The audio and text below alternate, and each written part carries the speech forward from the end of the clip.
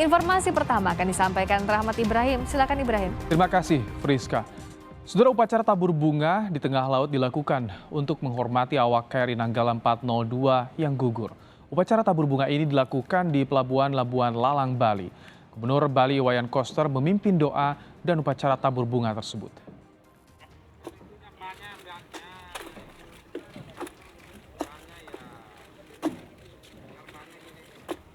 Doa dan upacara tabur bunga dilakukan di Labuan Lalang, Buleleng, Bali. Lokasi ini dekat dengan tenggelamnya KRI Nanggala 402. Ada 53 karangan bunga yang dilarung ke laut lepas dengan bertuliskan nama para awak kru KRI Nanggala 402. Gubernur Bali Wayan Koster sekaligus Ketua DPD PD Perjuangan Bali memimpin doa dan upacara tabur bunga. Tabur bunga juga dihadiri oleh perwakilan semua umat beragama.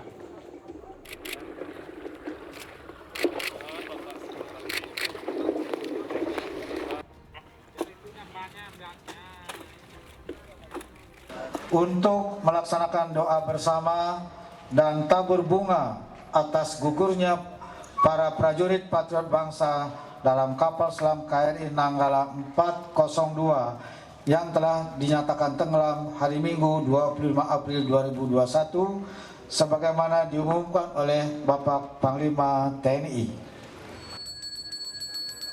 Sementara itu, keluarga salah satu awak KRI Nanggala, Kapten Laut I Gede Kartika, melakukan persembahyangan di Pelabuhan Celukan Bawang, Grogak, Buleleng, Bali. Keluarga memohon agar jenazah ABK KRI Nanggala dapat dievakuasi. Ritual upacara penebusan arwah secara Hindu yang dilakukan oleh keluarga Kapten Laut I Gede Kartika diawali dengan persembahyangan di Pura Swagina Buana Amerta. Kemudian dilanjutkan upacara melarung sajen ke tengah pantai Celukan Bawang, Buleleng, Bali. Ritual dipimpin oleh seorang pendeta agama Hindu. Kita percaya terhadap Ida Sang Hyang Widi Waso, percaya terhadap Atma. Ya, kalau di Bali itu adanya rekarnasi kehidupan kembali dengan tantangan pelaksanaan upacara, prosesi upacara. Sehingga kami nantinya akan mohon kepada pemerintah, ya, artinya dari kesatuan ini selesai prosesi daripada kegiatan kesatuan dari keponakan kami, ya, terutama dari TNI. Ya, kami akan mohon supaya dikembalikan dan kami akan melaksanakan upacara sesuai dengan kepercayaan agama kami.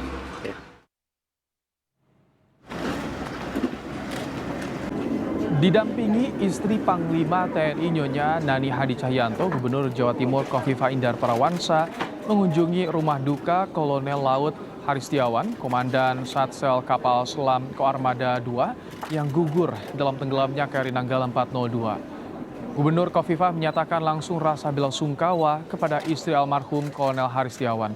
Selain juga menyerahkan bantuan kepada keluarga korban, Gubernur menjanjikan bantuan kerja kepada anak maupun istri ABK yang gugur, khususnya yang memiliki skill atau keahlian kerja tertentu.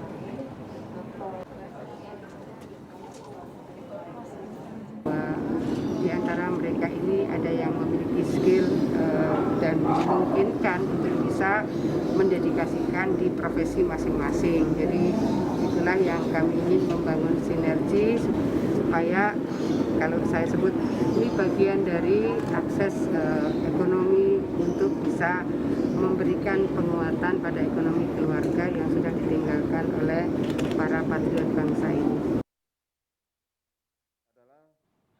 Bukan hal mudah untuk mengevakuasi jenazah para awak dari kabin bertekanan di kedalaman 838 meter di bawah laut. Kepala Staf Angkatan Laut Laksamana Yudo Margono mengatakan TNI Angkatan Laut akan berkoordinasi dengan International Submarine Escape and Rescue Liaison Office atau ISMERLO terkait dengan tindakan evakuasi kapal selam KRI Nanggala 402.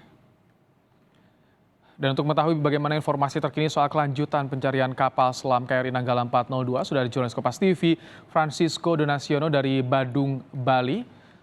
Selamat petang, Sisko. Area tenggelamnya KRI Nanggala 402 sudah diketahui. Bagaimana kelanjutan proses evakuasinya, Sisko, sejauh ini?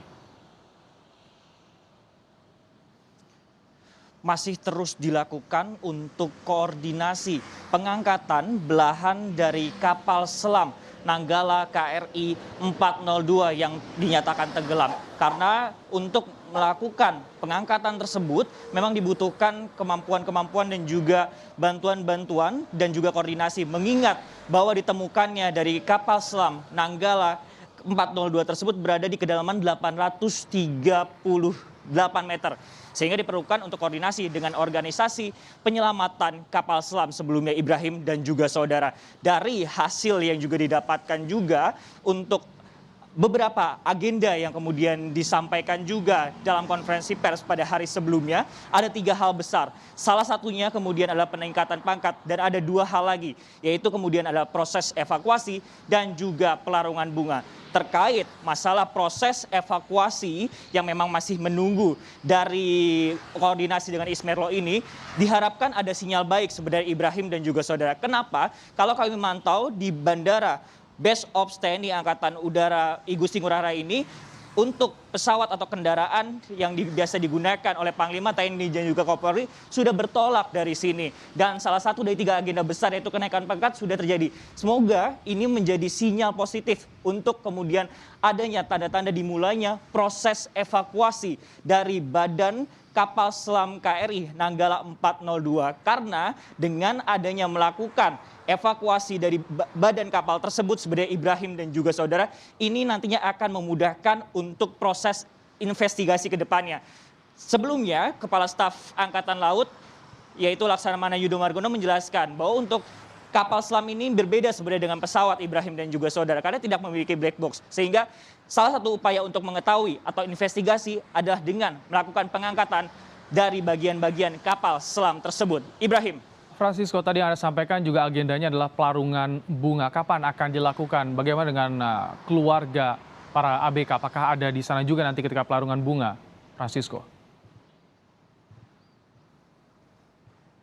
Masih menunggu kabar baik terkait masalah pelarungan bunga, tapi memang direncanakan pelarungan bunga ini akan menggunakan armada TNI Angkatan Laut, yaitu sebuah KRI, untuk melakukan pelarungan ini. Karena rencananya tadi juga sudah disebutkan juga pelarungan secara mandiri juga telah dilakukan di daerah Buleleng oleh Gubernur dari Bali sendiri, yaitu Iwayan Koster, untuk melakukan penaburan bunga. Dan ini yang sebenarnya kami tunggu dari 3 agenda yang dilakukan atau disampaikan juga atau dipaparkan dalam konferensi pers tersebut. Harapannya memang adalah sinyal positif, karena hingga saat ini setelah kemudian dari Panglima bertolak, dari 3 agenda tersebut salah satunya sudah terlaksana.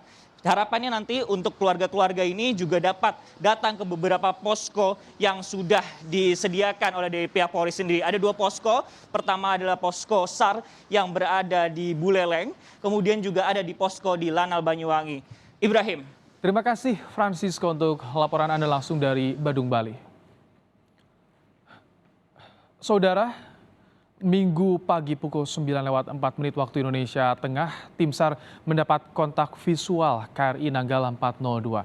Dari kontak visual itu terlihat KRI Nanggala 402 tenggelam di kedalaman 838 meter dan terbelah menjadi 3 bagian. Ini yang tadi disampaikan, ini adalah bagian belakang yang tidak berbadan tekan. Jadi ini adalah penemuan kemudi kapal, jangkar, hingga baju keselamatan awak kapal jadi bukti tenggelamnya KRI Nanggala 402. Kontak visual ini didapat pukul 9:04 waktu Indonesia Tengah pada kedalaman 838 meter dari kapal MV Swift Rescue Bantuan Singapura. Dari hasil kontak visual itu, terlihat KRI Nanggala 402 terbelah menjadi 3 bagian, yaitu bagian belakang kapal yang tidak berbadan tekan, buritan badan kapal, hingga bagian haluan yang terlepas. Tekanan air laut pada kedalaman yang melebihi jangkauan kedalaman maksimal kapal menjadi penyebab Nanggala terbelah 3. Pada kedalaman 838 meter, ini terdapat bagian-bagian dari KRI Nanggala. Mungkin bisa langsung ditayangkan. Jadi di sana KRI Nanggala terbelah menjadi 3 bagian di luar badan tekan ini. Bagian-bagian yang tidak memiliki badan tekan yang lepas. Depan ini juga demikian, dari depan ini tadi lepas. Nah yang masih utuh ini masih utuh tapi terjadi keretakan. Jadi karena kedalamannya yang sangat dalam sehingga jadi mengecil. Kepala Staf Angkatan Laut Laksamana Yudo Margono juga menyatakan KRI Nanggala 402 tidak mengalami blackout saat menyelam. Menurutnya, peristiwa ini merupakan faktor alam. Tim Liputan, Kompas TV.